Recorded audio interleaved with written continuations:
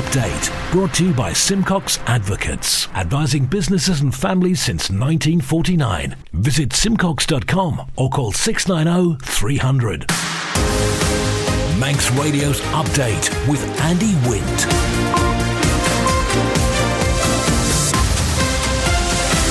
Faster Mai, good evening. It's 5:30. This is Update for Monday, 4th of March 2024 from Manx Radio. 30 minutes looking at the latest news on the Isle of Man. Background to that news and sport with business and Sea Watch and travel updates and the newsmakers in person.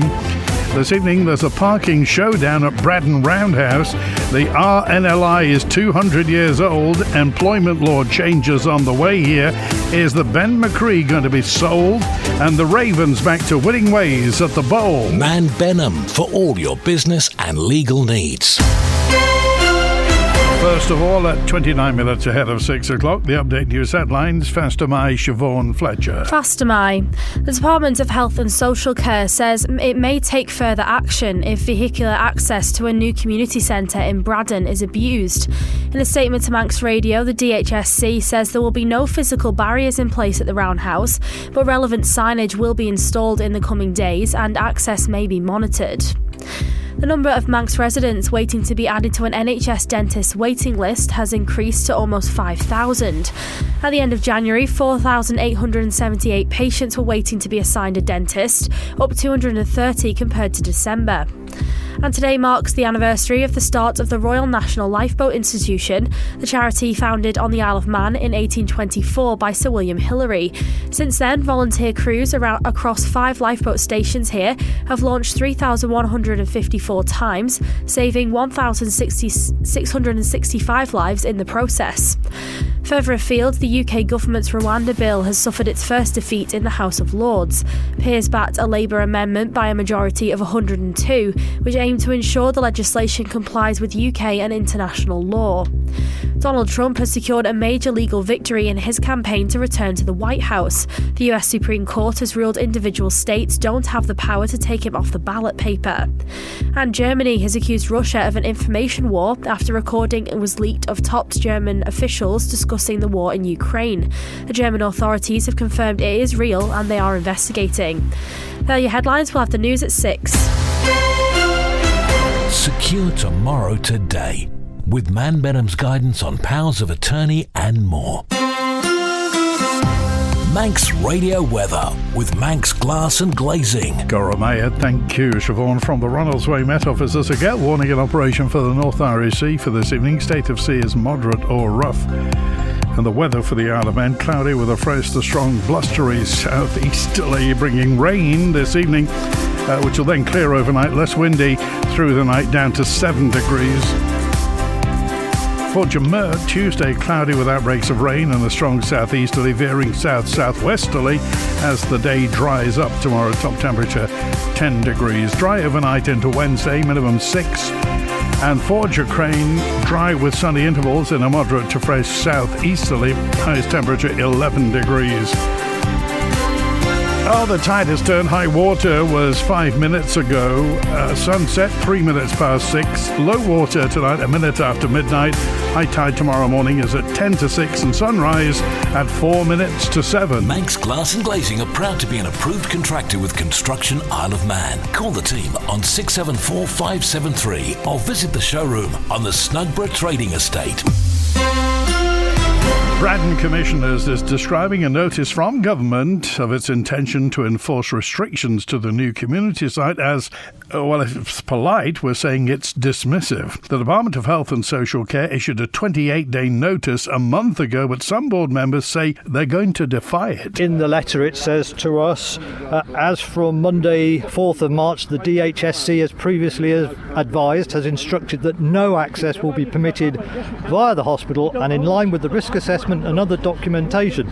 This position remains unchanged following the Council of Ministers meeting, and the DHSC has instructed that relevant signage monitoring enforcement is in place. So we've got this £10 million facility now, 6 plus 3.5, etc., sitting there doing nothing. Is this a big mistake by Braddan to have gone into this in the first place? I would say exactly the opposite. You know, we were actually given the land by the DHSS, which was a forerunner of the DHSC, specifically specifically to build community facilities.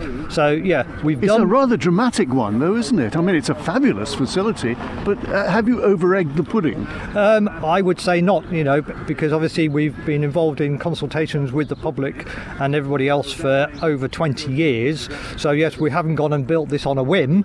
And as we keep pointing out, we had to go through hoops in order to get permission to actually get the planning through, to get the money to borrow. You've got all sorts of things in there waiting to go. I mean, I've seen dentists, beauticians, all sorts of things, massive sports hall, and that's waiting to go. But will it go when you have this question mark over this access? Well, at the moment, we obviously intend to defy. Can I just, one or two of the commissioners here, Mr. Quay, could you come over here? What are you going to do if the barriers turn up? Are you going to throw yourself in front of the lorries? I'm going to remove them. You're going to remove them? I'm going to remove them and take them away because they shouldn't be there.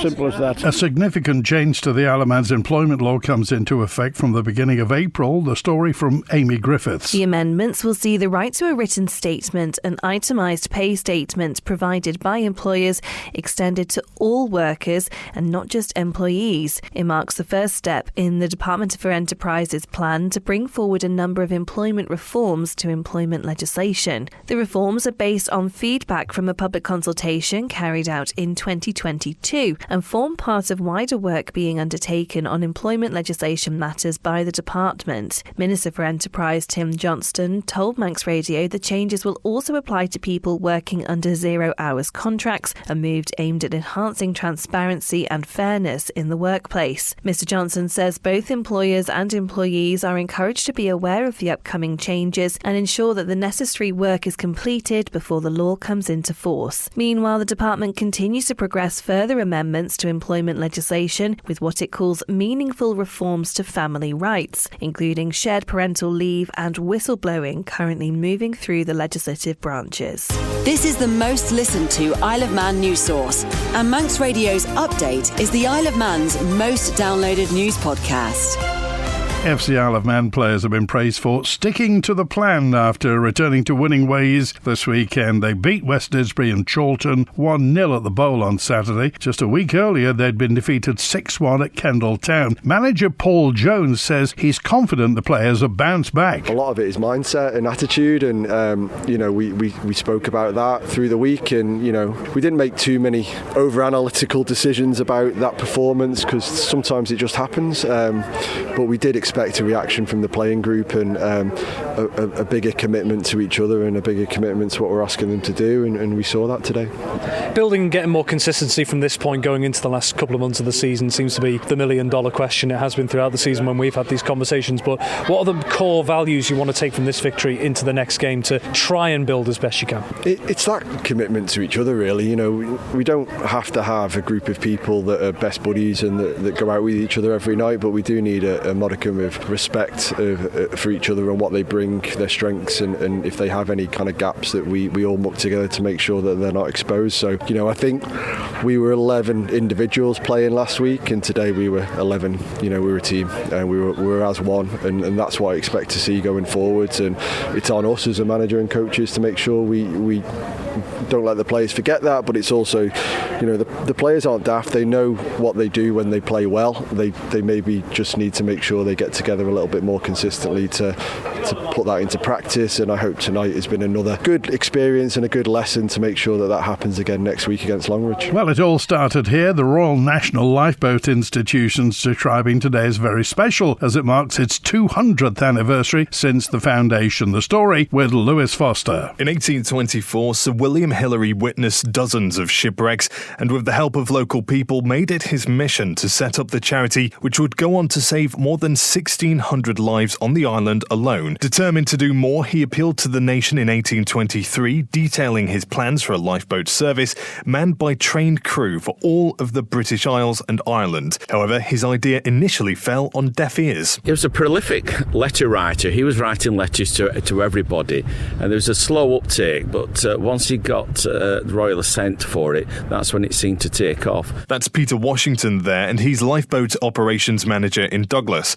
He, like all crew, are volunteers and give up their time to help and are constantly on call to help if a vessel gets in trouble at sea. So why do they do it? Port Erin Station crew members Lewis Barrett and Kim Holland explain. And it's a difficult question to answer because unless you're part of it, it's difficult to understand that it's just something that you feel you need to do. I just feel so proud to be part of it, and it's amazing to see the history and to see the people that have given up so much time and energy in the lifeboat throughout their entire lives. There's people on our station that have been involved for 25 plus years. In total, across the British Isles and Ireland, more than 146,000 lives have been saved by the RNLI. This equates to an average of 2 lives per day. The charity relies heavily on fundraising and donations to be able to operate, but with the current financial climate, is it proving more difficult to raise those vital funds? The generosity of the people on the Isle of Man is absolutely staggering sometimes. If we need something, we only need to ask, and it just seems to appear. But that is the legacy of what we've got with Sir William Hillary. The community that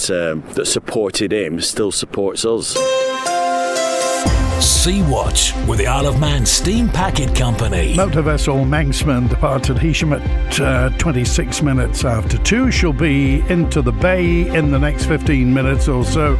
Onto the Linkspan just after 6 o'clock, departing this evening at 7:45, arriving in Heysham at 11:30. The overnight departure from Lancashire, 2:15, back to Douglas at 6 tomorrow morning. And the morning departure for Tuesday, 5th of March, 8:45, Manxman heads to Heysham. Like the Steam Packet on Facebook for the latest sailing information. And talking of the steam packet, does the Isle of Man need the Ben My Chree as a backup freight vessel? That was one of a number of points Treasury Minister Alex Allenson MHK discussed while giving evidence to a Tynwald committee looking at how the steam packet company is regulated. He also discussed the operator's requirement to source a new fast craft by 2026. The current sea services agreement, they're meant to have a new fast craft vessel, although that has yet to be defined exactly what that looks like, by 2026. And so one of the aspects from a shareholder point of view is making sure that they develop the ideas around that they know roughly what sort of craft would be suitable for the service, what sort of craft might fit in with some of the environmental constraints now being brought into the Irish Sea, but also how that's going to be funded, because that's again a large capital investment, and how that's going to be funded and how that perhaps extra borrowing will then be repaid. In terms of for instance, the future role of the Ben My Chree, that's quite clearly set out in the Sea Services Agreement. It names that boat as backup vessel, so there is no role at the moment that even if they wanted to, that the board could dispose of that vessel without breaking the Sea Services Agreement and the repercussions of that. However, what I've pointed out is that's one of the questions that's come up in meetings between the shareholder and the company is that necessity to keep the Ben as a backup vessel still valid now that we've got the MV Arrow for backup of freight, which is what the Ben's really been earmarked for, rather than necessary than passengers. Manx Radio Business Briefing. Just before 16 minutes to 6 in corporate news, Hypnosis, the Guernsey-registered IP investment and song management company, tumbled as the value of its music portfolio was cut by more than a quarter. The company said it would need to use free cash to pay down debt. As a result, it doesn't plan to begin paying dividends again for the foreseeable future. For a full daily market report, go to ramseycrookall.com. And talking of music, Apple's been fined €1.8 billion, €1.5 billion sterling, by the EU for preventing competition laws over music streaming. The firm had prevented streaming services from informing users of payment options outside the Apple App Store. The European Commission said Commissioner Margareta Vestager said Apple abused its dominant position in the market for a decade and ordered the American tech giant to remove all restrictions. Apple said it'll appeal against the decision. The EC's decision was triggered by a complaint by the Swedish music streaming service Spotify, which was unhappy about the restrictions and Apple's 30% fee. Margareta Vestager said that what they did was illegal under EU antitrust rules by restricting developers from informing consumers about alternatives, cheaper music services that may be available outside the Apple ecosystem. Apple said it would appeal, adding there was no evidence consumers had been harmed. The Stock Market Report. Brought to you by Ramsey Crookall. UK and European markets turned lower as investors look ahead to the upcoming interest rate decision from the ECB. US stocks retreated, oil edged higher, and gold was anchored near a 2-month peak. And here are the numbers from Ramsey Crookall. At the close in London, the FTSE 100 down 0.5% at 7,640. The DAX in Frankfurt down 0.1% at 17,716. In the United States, the Dow Jones Industrial in New York down 0.25% at 39,991. The Nasdaq Tech Stocks Index down 0.25%, 16,235. And in Chicago, the S&P 500 is down almost 0.1% at 5,132. But the trading day continues. In the exchange markets, the British pound sterling is trading at $1 26.9 cents, €1 16.9 cents, and 24 South African rand 14.7 cents. In commodities, gold's up just over 1.5% at $2,117 per troy ounce, and a barrel of Brent crude down 0.75% at $83 on the nose. I'm running late again. Do you know where I put my car keys? In the fridge. Where's my phone? Under the dog basket. Bye. You haven't forgotten that we're seeing Ramsey Crookall later? Oh, no, of course not. 5 p.m, is it? 3:45. I'll be there. Life is busy. That's why Ramsey Crookall's team takes time to help you make a mindful investment decision, considering all the options, giving you full control of your financial future. Less stress, more assurance. Forgot to put my shoes on. Oh. See how we can make your money work for you. Call 717171 or visit ramseycrookall.com. Licensed and regulated by the Isle of Man Financial Services Authority. There are some things that need to be addressed in Ramsey, according to Sandra Cottam-Shea, who's standing in this week's by-election along with Joe Callister, Pauline Johns-Garrett and Sarah Kennedy-Hay. She's vying for a seat on the local authority board. Here is Sandra Cottam-Shea. I'd be driving round or talking to people and noticing things and, I wonder why that's like that. I wonder who's doing something about that. And listening to, for want of a better word, gripes, concerns in the community. And I thought, well, you need to put your money where your mouth is, Sandra. If you're bothered by it, try and be in a position where you can be part of a team to change it, to make adjustments, to be a conduit for change. There's a few things to be addressed. I love Ramsey. I really do. And I just want the best for it and the people that live in it. So it is a case of I've got to stick my head above the parapet and see if I can change in just being, instead of moaning about it. The thing that people keep pointing out, or their concerns, are the empty buildings, the intended development of the quay, but nobody seems to know what's going to happen with it, the marina, and just supporting the local traders. There's some innovative shops and trading going on. I'd love to mention them, but I can't by name, but they know who they are. There's a lovely sense of community and family spirit that I think we can enhance it, we can work on it, we can use that as a tool, as a common goal. Well, I think first of all, you've got to keep your ears open and your mouth shut, because it's a big learning curve. And it's not about it's working as a team. And the greatest communication is listening and seeing what people want and how we can change it. Update brought to you by Simcox Advocates, advising businesses and families since 1949. Visit simcox.com or call 690 300. Manx Radio Sport. Faster Mile, Lewis Foster. Faster Mile, Mark Cavendish has been back in action today in Italy, taking part in the first 10k stage of the Tirreno Adriatico. The Manx cyclist selected for his Astana, Kazakhstan team. No standout finish, but it marks a return to racing for Cav, who pulled out of last month's UAE tour with sickness. There are 7 stages of the race, totalling 1,119 kilometres, an average stage distance of 159.7 kilometres. In other other cycling news, there were 2 Manx names on the roster in Belgium on Saturday. Sam Brand with Team Novo Nordisk and Tyler Hannay for Samparan, taking part in the one-day GP Crickhelian event, a 200-kilometre race mired by wet roads which led to a big crash. Tyler crossing the finish line in 58th place, Sam in 106th. Elsewhere, Manx athletics competitor Lorna Gleave says it was pleasing to find out she had achieved an unprecedented treble of results in 2023. Last year, the race walker and runner became the first Isle of Man athlete to take victory in the Parish Walk, End-to-End Walk and Sid Quirk Half Marathon in a single calendar year. She received the Sporting Achievement of the Year prize at the Isle of Man Sports Awards. Liverpool Football Club Women's Ambassador will be the guest of honour at a Manx event to showcase the game to women and girls this week. Natasha Dowie, who counts Liverpool, Everton and AC Milan amongst her previous clubs, will be at the Bowl on Wednesday.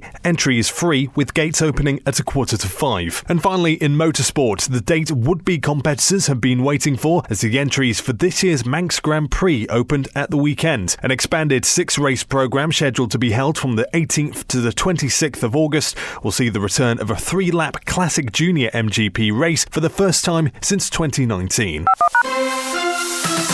Manx Radio Travel, driven by Quayside Tyres and Service Centre. Inbound at Ronaldsway, the 5:25 Loganair from Manchester came in at 4 minutes early. Next is the 5:28 Loganair from Liverpool, returning patient transfer, and the 8:05 Loganair from London City, showing on time. Outbound, just the 6 o'clock Loganair to Liverpool on time. On the roads, temporary lights on the main road in Ballasalla between the Whitestone and Clank Vane, some emergency road repairs. In Santon, lights too on Newcastle Town Road near the Mount Murray for carriageway repairs. Face closures on the Starvey Road for water main work, and the bottom end of Ballabooey Road's closed for ditching work. Part of the Lubes Road in Foxdale between Erie Dam and Counslow Hill is closed for patching work. In Guernsey, the bottom end of Mount Gorn Road's got some patching works. And in Ramsey, Parliament Street's closed from Court Road to the end of Bourne Place for repairs to speed ramps. In Colby, face closures at Ballakill Ferrick, and Solby's got some lights on the Lazaire Road at Kerramore for work on the pavement. Between the Cronk and Sandygate, temporary lights on Ballamona Road for water mains, and Kerndrockard Road's closed for water work as well. In Andreas, south of Kirkmichael, closures on the Ballalai Road. In Douglas, Hillside Avenue is closed through to Circular Road for adjacent office window replacement. Part of Switzerland Road's closed till November for construction work. Temporary lights at the bottom end of Summer Hill for gas repairs. And temporary lights on Brighton Terrace at Mount Bradda for gas main replacement. Quayside Tyres and Service Centre with 1 year's free engine warranty from Castrol. Get more with Quayside. Parents formed an advocacy group on the island calling for more support for children with dyslexia. In 2019, one of Julia Bell's children was diagnosed with the disorder, which leads to her petitioning the following year for improved provision for pupils with dyslexia and or literacy difficulties in public schools on the island. Whilst it was picked up by the DESE, she says it's been 4 years, but she's not sure what's happened. I have had maybe a handful, maybe 3-4 meetings with a member of staff who's representing desk, who works for the department, and I've been given verbal updates, but I haven't had anything in writing as so. And also, of course, I've got Dawn Kinnish beside me, who is also supporting me. So in my previous role as the Government Equality Advisor and having the expertise around the Equality Act, Julia and a number of other parents independently would approach and try to understand how the Equality Act could help them. From my perspective, I can see over the years that there are so many parents out there all fighting their own independent cause.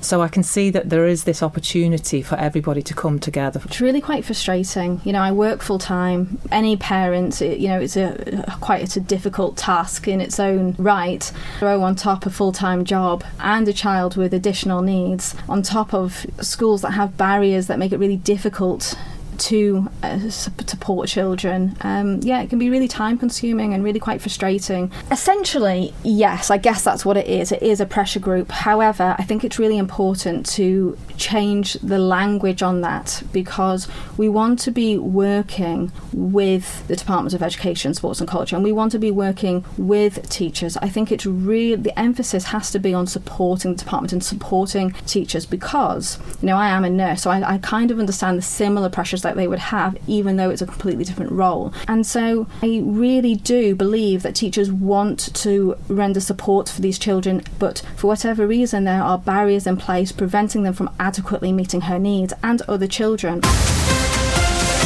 Update brought to you by Simcox Advocates. A significant revamp's taking place this year for the Manx Spring Cycling Series. 2 major events are merging together to revitalise the calendar for this year. So what are the changes, and importantly, why have they been deemed necessary? Here's Manx Viking Wheelers Club Director and Treasurer Niall Quiggin. So in the past we've had the Derby series, which has basically been around either closed roads up near Derby and the track, and that's been like crit races. And then also organised has been the 10 League, which has been time trials on a weekly basis throughout the spring and summer. In the past few years, we've seen the attendances drop to both these events slowly, and we just thought about what we can do to basically invigorate the 2 series and perhaps make it more accessible and open to more riders. So what we've done in agreement with the Isle of Man Cycling Association is basically join the 2 series together to make one overall league, which hopefully will simplify the process for newer riders, but also give a new challenge for some of our more experienced guys. Like anything, the sport is getting more and more expensive and more specialised, and in that specifically the time trials in the past have been very focused on, it's been almost an arms race on who has the best equipment, time trial bikes, helmets, just optimising everything to the max. So when new riders come along and they see someone riding a £10,000 time trial bike, it can put some people off. So this series is focused on people just on their road bikes. So while you can do our time trial events on a TT bike, where for league purposes it's all about riding your road bike and pulling what you got out of the garage and just having a go. I think success would be seeing some new faces turn up that perhaps haven't had a go in previous years, people that have had a go at the time trials but not had a go at the crit races or road races, and vice versa, because all we're trying to do is make it more inclusive and more open to everyone. If anyone that comes along to our events, come and say hi to any of our committee members and they'll talk you through exactly what to expect, what to do outside of the series in terms of group rides and basically trying to grow the community as a whole. That's it for Update tonight, compiled from the resources of Manx Radio's news department. Thanks to newsreader Siobhan Fletcher, producer Amy Griffiths. After the news at 6, out on the RNLI exercise in Port Erin with Lewis Foster and Chris Kinley at 6:30 with the greatest hits, and I'm back tomorrow at 5:30. WINT